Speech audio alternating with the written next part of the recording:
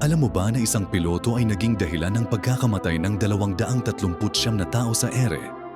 Noong ika-8 araw ng Marso 2014, si Captain Zahari Ahmad Shah ay nag-transmit ng huling mensahe.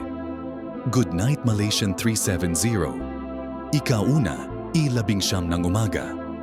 Ang flight ay patungo sa Beijing, lahat ay normal pa noon. Pero pagkatapos ng transmission, ang transponder ay biglang namatay. Hindi aksidente, manumanong pinindot. Ang eroplano ay biglang lumiko pakaliwa, palayo sa destinasyon. Lahat ng communication systems ay isa-isang pinatay. Sa loob ng 7 oras, may nakakaalam na piloto ang nag-fly ng plane. Ang cellphone ng co-pilot ay nag-connect sa tower. Ibig sabihin buhay pa siya. Pero walang tumutulong. Hanggang sa huling satellite ping, ika-8 oras, i-19 ng umaga. Naubusan ng fuel sa gitna ng Indian Ocean. Ilang taon pagkatapos, mga debris ay napadpad sa baybayin. Ang mga pamilya ay naghahanap pa rin ng sagot sa murder-suicide theory.